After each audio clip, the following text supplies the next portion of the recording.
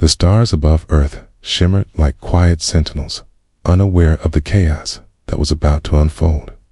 When the Tharkan Dominion entered the Sol system, their fleet was a terrifying sight. Sleek black ships shaped like blades, each one humming, with energy strong enough to level cities. General Vex stood at the command deck of his flagship, his arms folded behind his back, observing Earth through a holographic display. He expected fear. He expected surrender. That's how it always went. The Tharkan had crushed over 100 civilizations in the past 2 centuries, and none had dared to resist once the motherships arrived. But humans, as Vec was about to learn, were different. The first strike was clean a precise orbital bombardment on a Terran military installation in the Nevada desert. The response came not in the form of panic or pleading, but a broadcast, intercepted by Tharkan channels.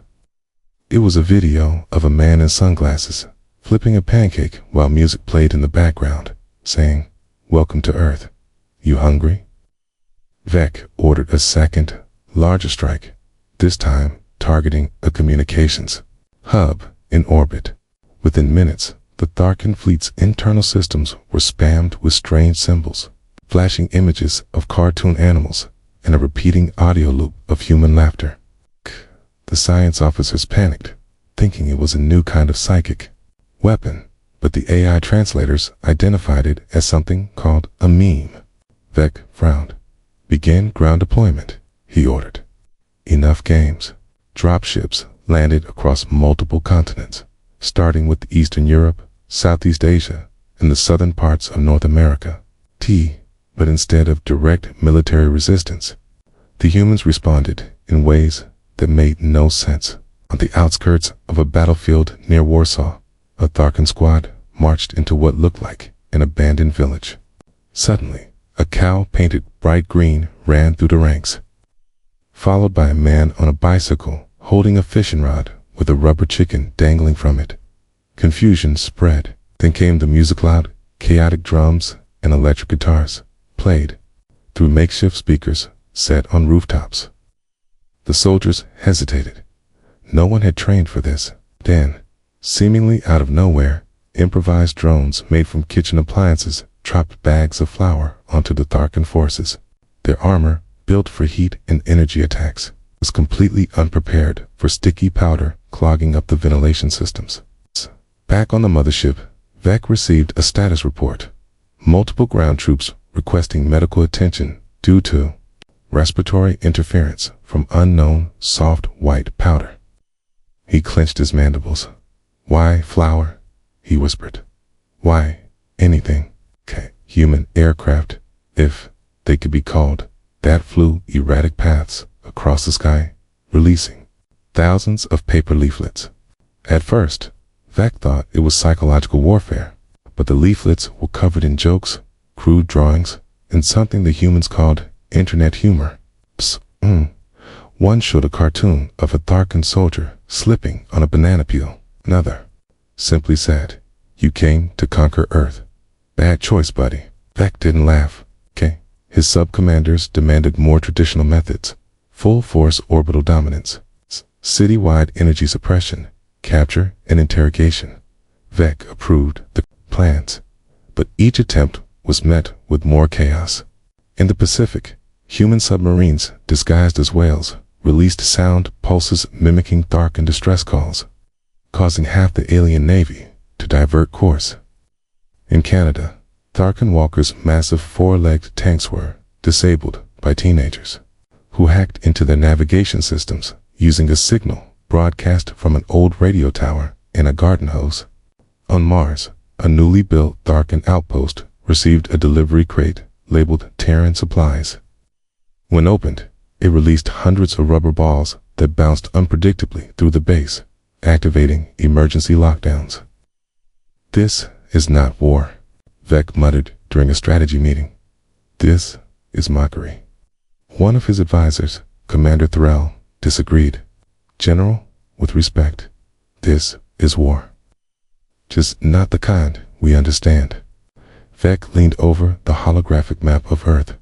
"Then we must learn," he said, though his voice lacked confidence.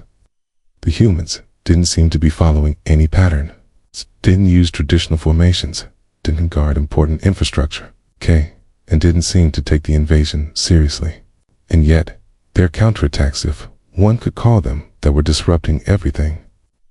Darken, supply chains, communications, morale, even worse, Earth's populations didn't act like a conquered people. They made videos mocking the Tharkan, wrote songs about them, even made cartoons that aired daily.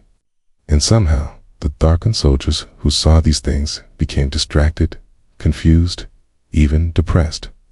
"This planet is absurd," Thorell said in one late-night meeting, exhausted.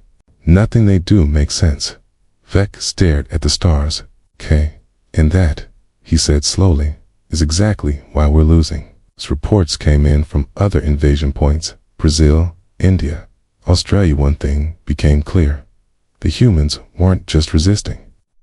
They were enjoying the resistance. They fought like no species ever had before, not with order, but with wild, chaotic energy that refused to be predicted.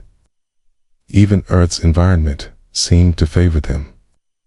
A sandstorm knocked out half a Tharkan desert unit, while a snowball ambush disrupted an elite scout team in Alaska. Every time the Tharkan adapted, the humans changed tactics again. Vec had never faced an enemy like this. He started reviewing Earth's history, searching for an explanation. There were clues, stories of humans using decoys, trickery, psychological tricks, even humor in battles. I had once faked entire armies out of cardboard. They had bluffed. Superior foes.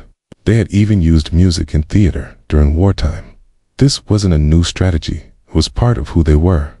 "They're unpredictable," Vec whispered. "And unpredictability is a weapon we were never trained to face." But deep in Earth's underground shelters, humans were already planning their next moves. A group of civilians, led by a former circus performer named Deeks, had formed a unit with no official name, just an idea. If they couldn't beat the aliens with numbers, they'd beat them with nonsense. Deeks stood in front of a chalkboard, drawing up plans with crayons. "Next mission," he said, tapping a photo of the Tharkan flagship. "We're going to throw them so far off, they won't know which way is up." Someone raised a hand. "How?" Deeks grinned. "We give them a show they'll never forget."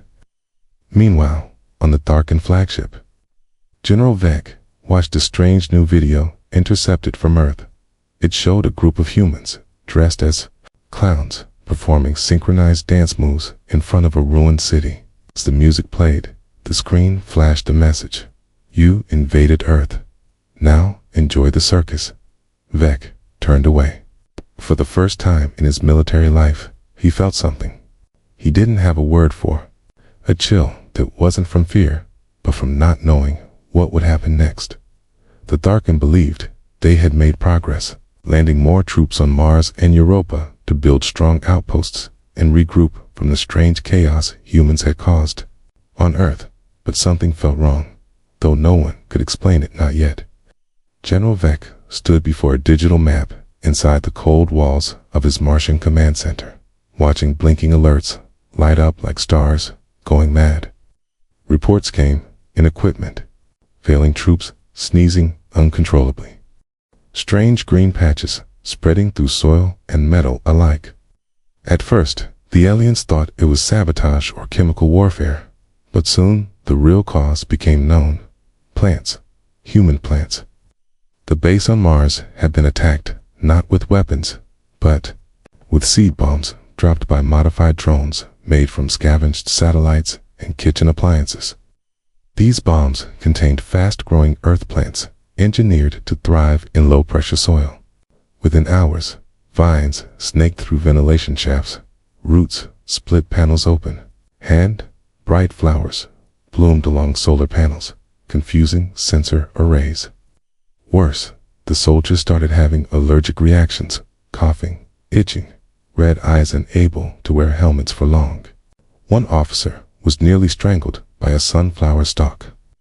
"What kind of species weaponizes gardening, Vec growled, rubbing his temples. Meanwhile, on Europa, the Tharkin faced a different kind of madness.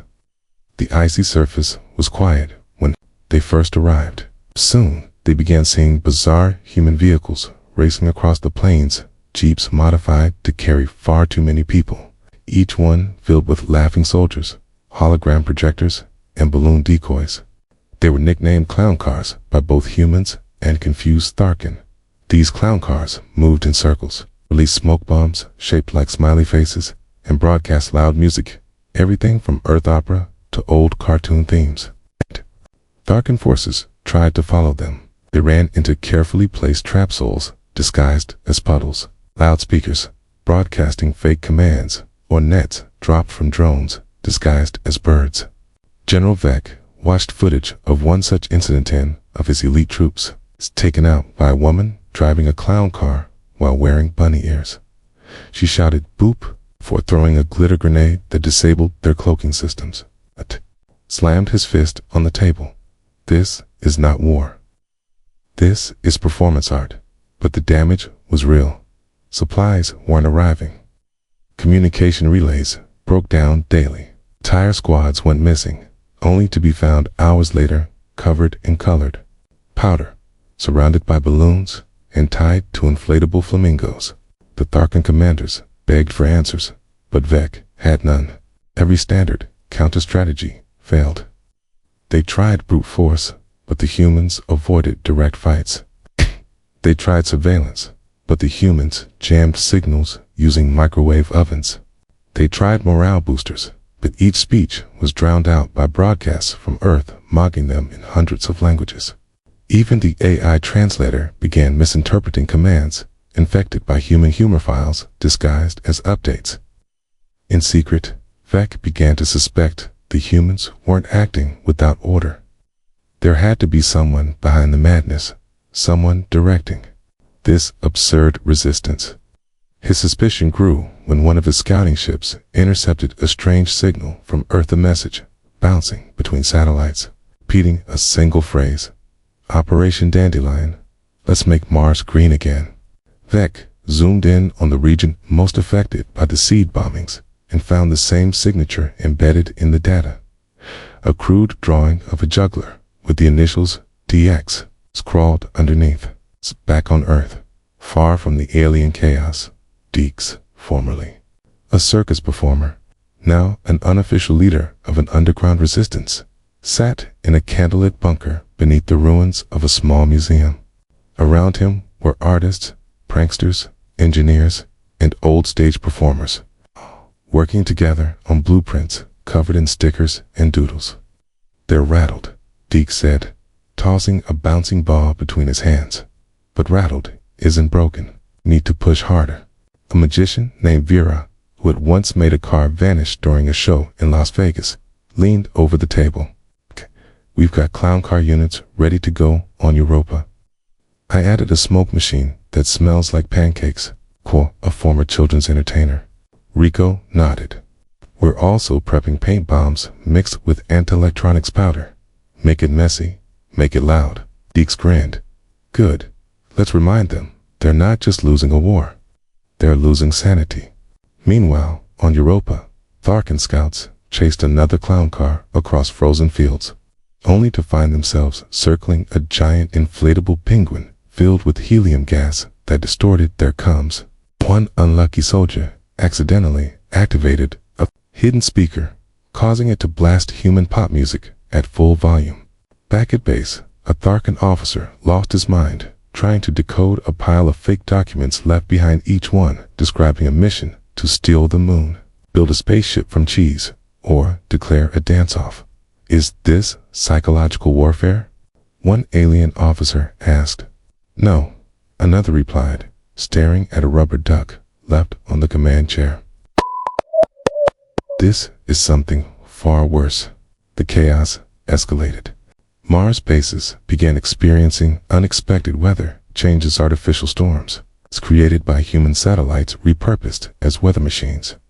Drones disguised as meteors dropped confetti and gas that triggered mild hallucinations in Tharkin troops.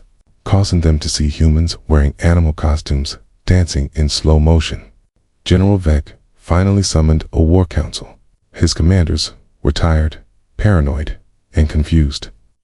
"We are not losing to human strength," Vec said, his voice low and bitter. "We are losing to human creativity." One officer suggested using mind blockers, another called for a retreat, but Vec refused. "We must adapt. We must think like they do." But none of them knew how to think like humans. None of them could understand how a circus act had become a military tactic, or how humor was now a shield stronger than armor. Far below, hidden under Europa's ice, humans were building something strange a stage. Lights, speakers, and a field of fake flowers. They called it the Bloom Trap. It would go live in 72 hours, and Deeks planned to personally oversee the performance. "Let's give our alien friends front row seats," he said, balancing on a unicycle while drawing up the next plan. Back on Mars, General Vex stared at the latest transmission from Earth. It was a video showing a flower growing out of a soldier's helmet, followed by the message, "Nature always wins, and sometimes she laughs." Vec didn't respond. He simply closed his eyes and wondered what madness the humans would unleash next. The Tharkan forces had grown cautious, their steps slower, their eyes always scanning for the next absurd trap. Yet they still had no idea what was coming when the humans launched what would later be known as the Great Misdirection, a carefully layered chaos operation so bizarre that even General Vec, seasoned in dozens of galactic wars, could not believe it wasn't a hallucination. It began with silence and eerie quiet across all human resistance channels. No drones, no music, no glitter bombs, nothing but static and the hum of planetary systems, which unsettled the Tharkan more than any prank ever had. For the first time in weeks, they thought maybe, just maybe, the humans had given up or run out of nonsense. But then the reports began to trickle in, ghost signals bouncing between their ships and satellites, blurry images of hundreds of inflatable tanks moving in perfect formation across the Sahara, and messages from Fleet Admiral Duckworth, a clearly fictional human with a plastic beak, demanding the surrender of Tharkan Command in exchange for 10 gallons of maple syrup. General Vec was not amused, but he couldn't ignore the rising concern among his officers. They insisted on deploying scouts, and when those scouts arrived in the Sahara, they found nothing but sand, sun, and rubber tanks rigged to pop with confetti. At the same time, a separate fleet of Tharkan ships detected unusual power readings near Alaska. Believing it was a hidden weapons cache, they descended in full force, only to find a massive ice sculpture shaped like a llama, surrounded by speakers blasting whale songs and bagpipe music.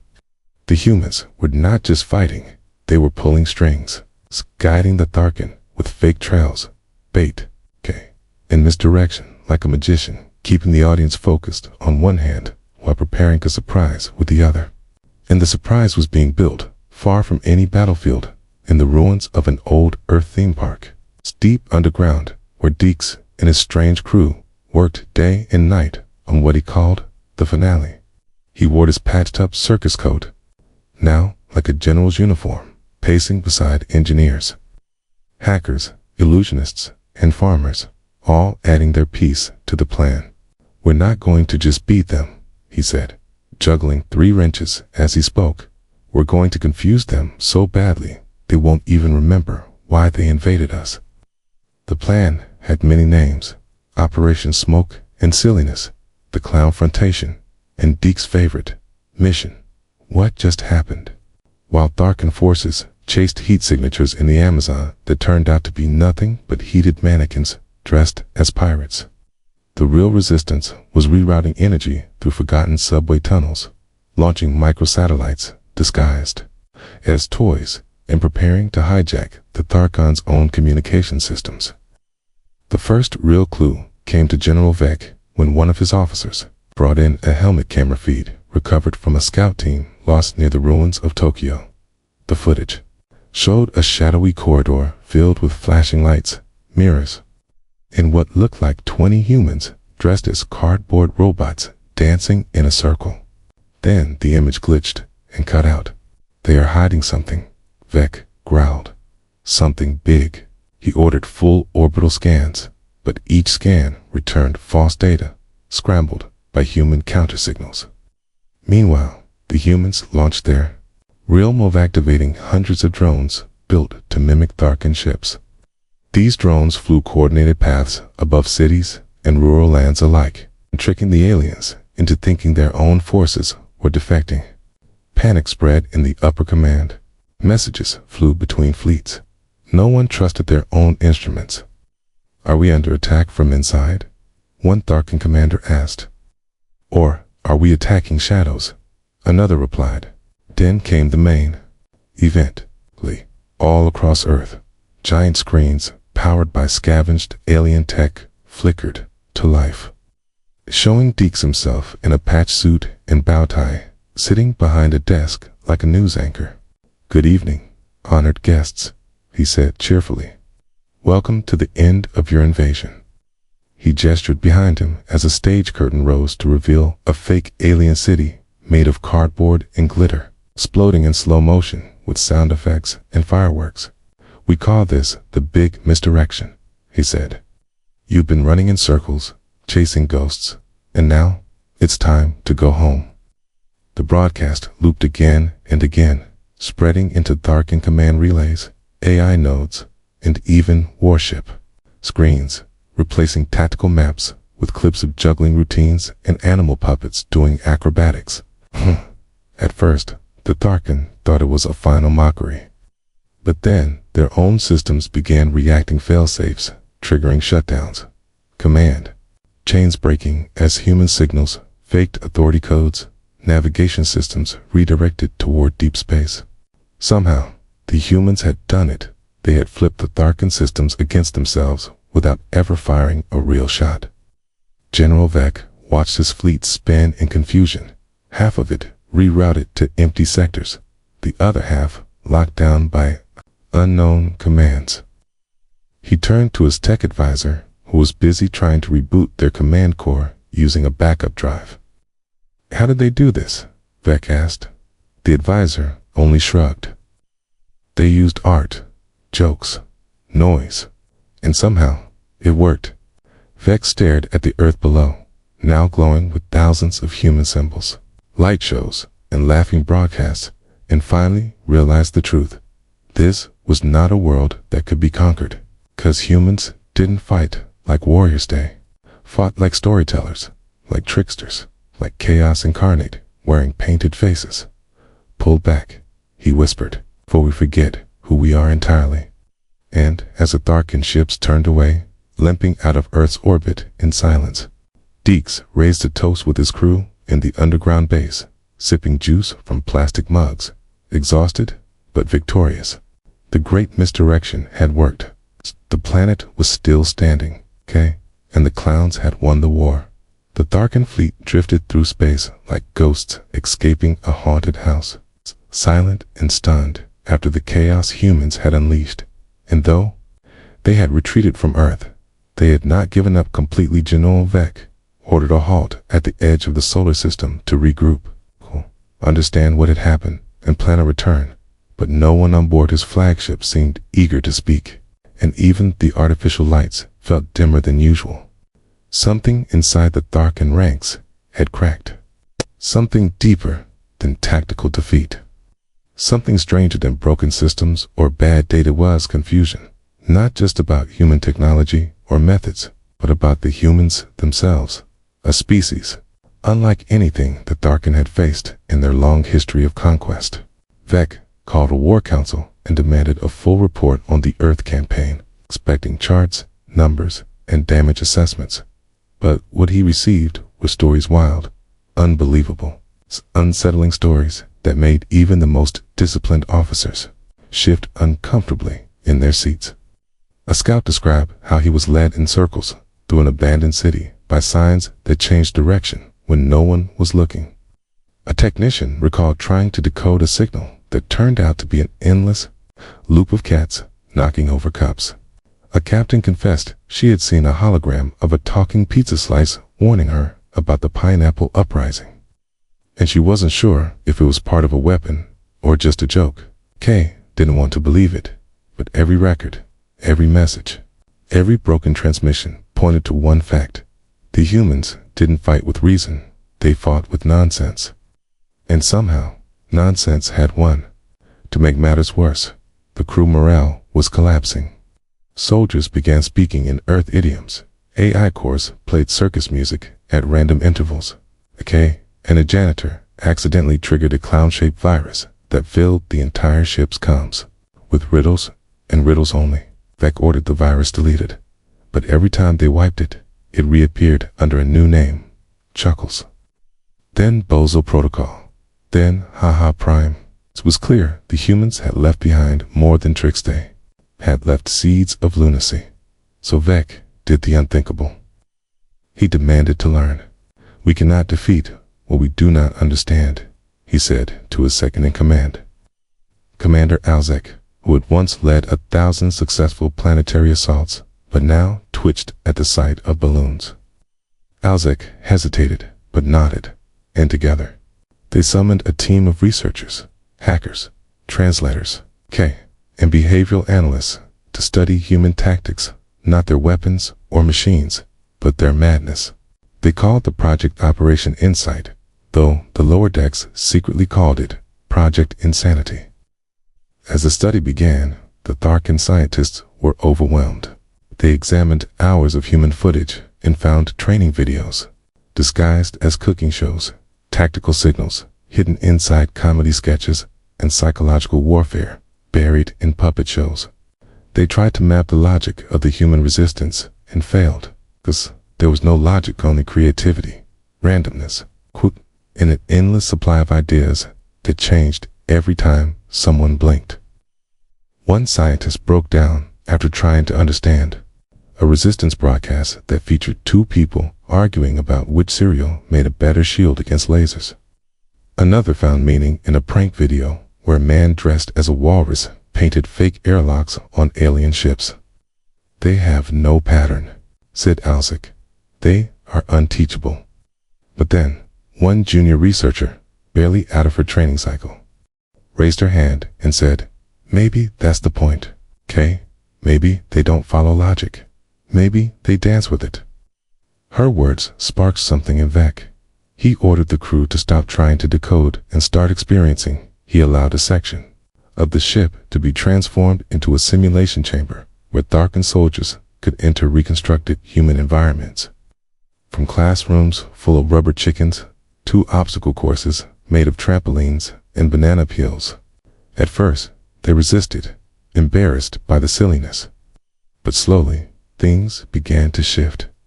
Officers learned to dodge flying pies by reflex, not calculation. Pilots trained using video games stolen from human bunkers. Medics learned to calm panicked troops with jokes and songs instead of commands. It was strange, it was awkward, but it started to work. The crew grew faster, more adaptive, less rigid. They still didn't understand humanity, but they could now react to it. Even Vec found himself watching old Earth cartoons late into the cycle, trying to catch the deeper meaning behind the slapstick. Then came the message.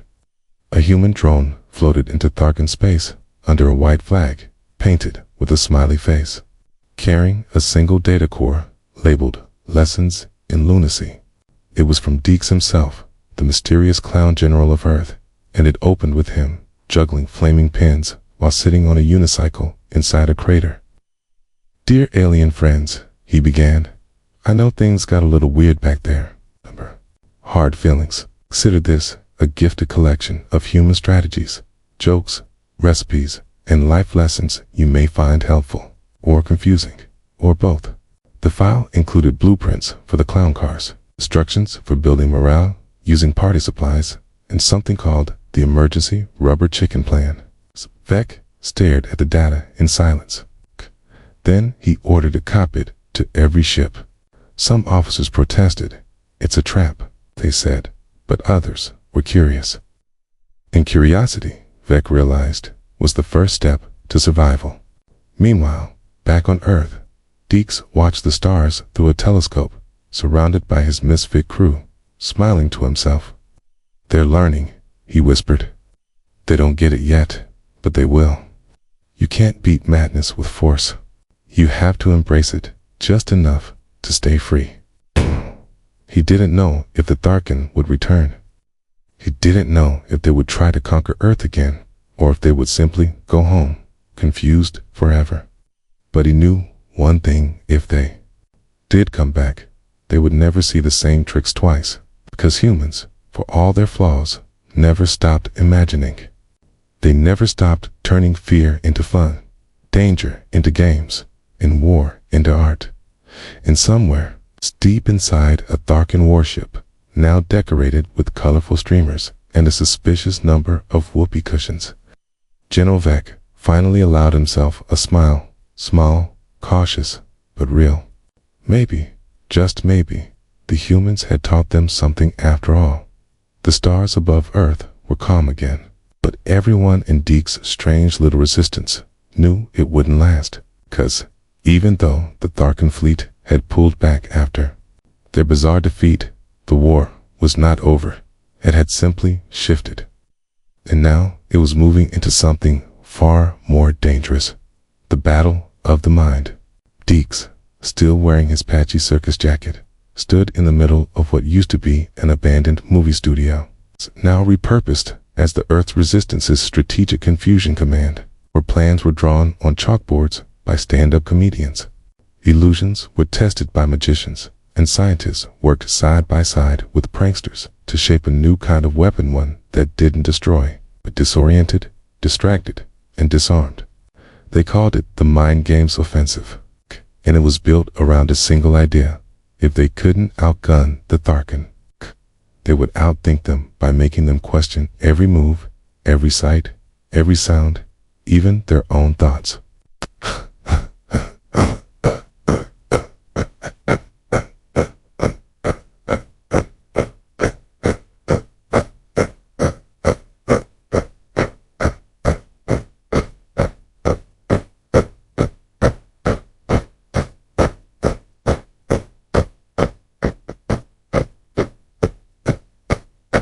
Phase began when a Tharkin scout ship picked up a distress signal from what appeared to be a human outpost in ruins, except the signal repeated in a strange rhythm, like a song. And when translated, the message was a riddle about invisible unicorns and pancake recipes. Still, they investigated, only to find dozens of abandoned mannequins dressed in military uniforms, standing perfectly still under colored spotlights, with messages like "This is not a trap," scrawled in chalk. The Tharkin tried to make sense of it. Their own ships began receiving strange bursts of data non-lethal, but filled with conflicting reports, reversed coordinates, and logic puzzles that slowed their AI responses. One Tharkin ship reported being followed by its own shadow. Another reported a human pilot who flew straight through a minefield without touching a single mine by bouncing off them like a pinball. But the real strike came with Operation Mirror Storm, where the Resistance deployed a new type of drone, silent, shape-shifting, and completely covered in reflective surfaces. These drones hovered near Tharkin patrols and copied their appearance exactly, including voice patterns, speech, and movement. At first, the Tharkin thought they were hallucinating. Then they believed they were being mimicked by a rogue faction. Then chaos broke out. Units refused to trust their own teammates. Commanders issued conflicting orders. Entire squads turned on each other in confusion.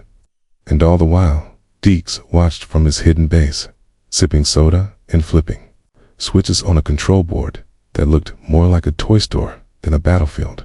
"It's not about being smarter," he said to his team. "It's about making them doubt that they are." Meanwhile, on the Tharkin flagship, General Vec sat alone in a dark chamber, reviewing footage of the mirror drones, of the optical illusions set up in fake human villages. Tharkin soldiers chasing their own reflections across deserts, only to fall into nets made of synthetic laughter. His mind was beginning to crack at the edges. He hadn't slept in 2 cycles. His dreams were full of juggling and falling pies and maps that led nowhere. His officers tried to hide it, but fear was spreading. Not fear of human weapons, but of human minds. Commander Alzak brought Vec a report showing how half their data cores had been flooded with harmless but persistent files labeled, "This is a trap, but it's not." Another report warned that one of their orbital platforms had been taken over by what appeared to be an AI named Sir Bubbles, who spoke only in Shakespeare quotes and refused to return control. "Psychological warfare," Alzak said. "They've weaponized nonsense." Vec growled in frustration, but couldn't deny it.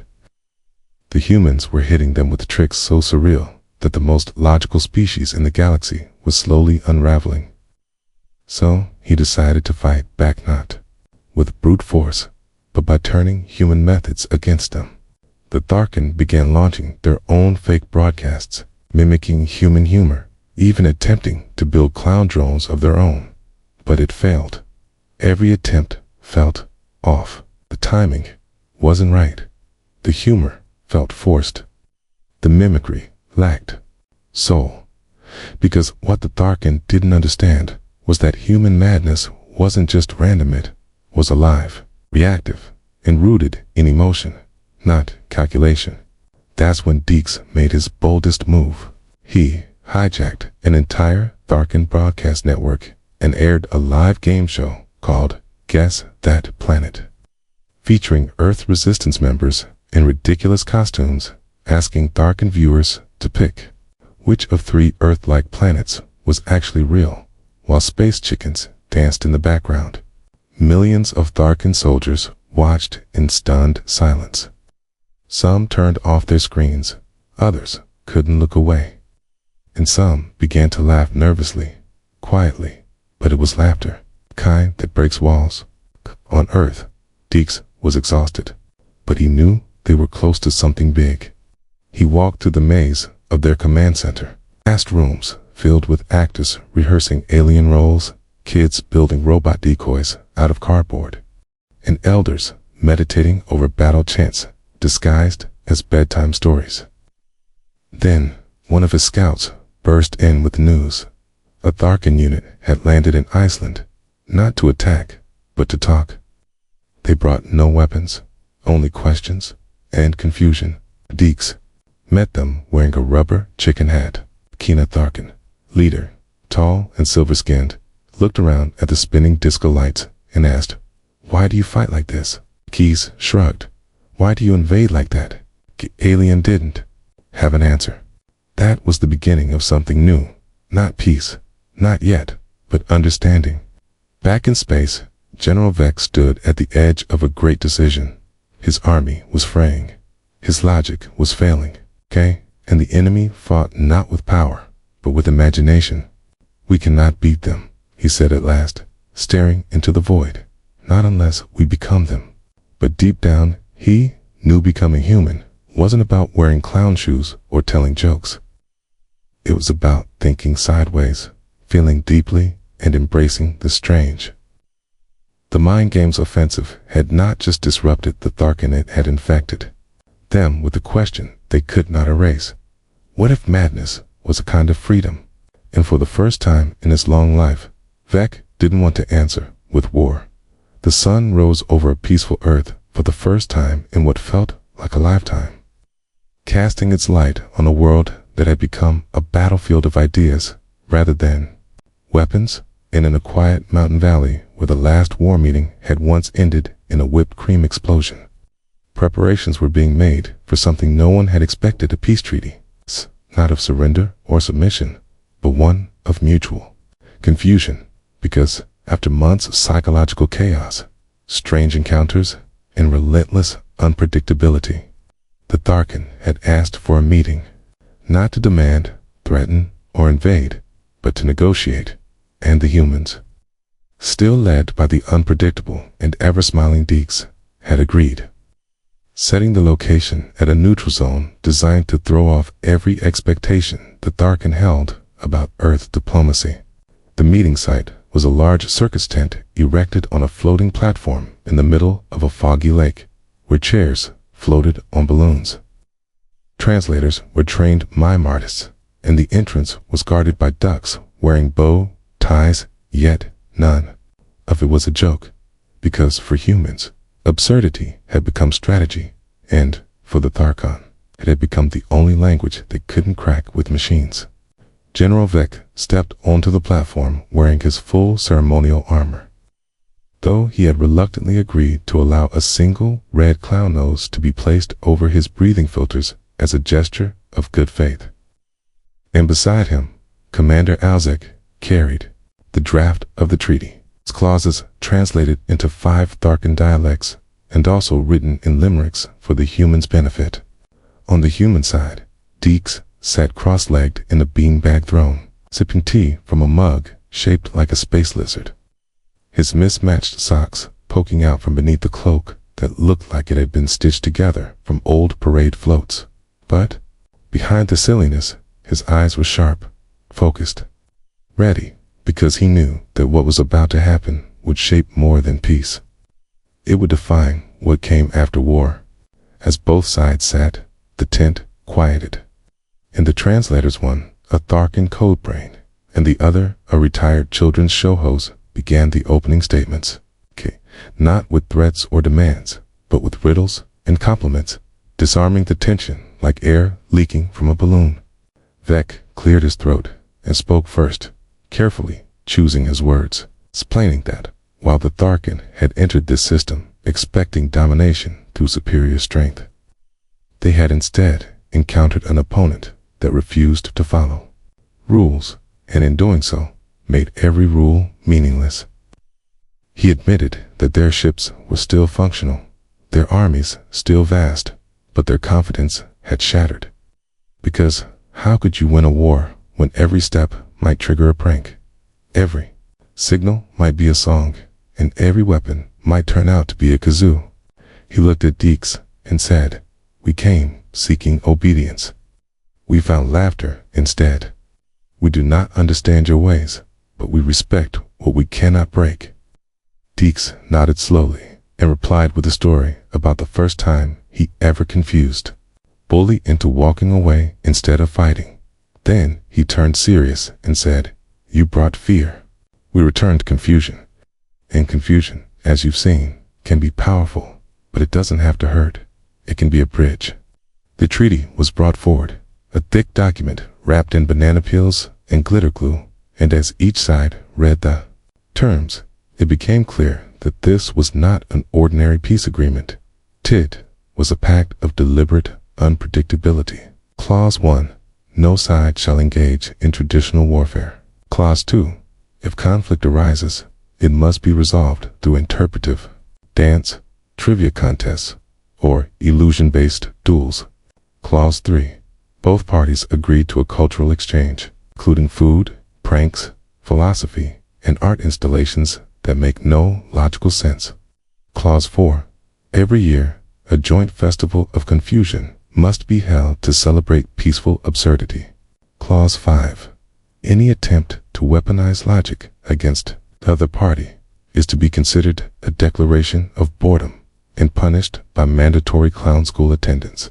As these terms were read aloud, the Tharkin delegates shifted uncomfortably, but surprisingly, none objected, because after all they had been through, they had started to see something in the chaos, a release from the rigidity that had ruled their lives, a freedom to feel things they had never dared before. Vec signed the treaty first, pressing a gelatin-based ink stamp onto the page with a slightly shaking hand. Then Deeks followed, signing with a pen that shot confetti and made a duck noise with each letter. Cheers erupted from the human side, and even a few cautious claps came from the Tharkin, though they looked around nervously afterward. As the meeting ended, the real surprise came not from Earth, but from Vec himself, who removed his helmet, revealing a tired but curious face, and said to Deeks, "Perhaps your madness is your strength. We were wrong to fear it. Deeks stood, offered him a handshake, then pulled him into an unexpected hug, whispering, "The universe is too big for just one way of thinking." That night, the Treaty of Total Confusion was broadcast across galaxies, shocking allies and enemies alike. Some laughed, some mocked, some panicked. But those who had faced war and pain for too long found hope in it, because if two species, as different as humans and Tharkin, could find peace through nonsense, maybe there was a future where war wasn't the only path. Back on Earth, fireworks shaped like question marks filled the sky. Children painted murals of alien clowns and dancing spaceships. And Deeks sat under a tree with his crew, finally letting himself relax. And far above, in the once feared flagship of the Tharkin Empire, Vex stood at a window, watching the stars, not plotting war, but wondering what a parade might feel like. Peace had come not through power, but through unpredictability, And in that confusion, the universe had finally started to make sense.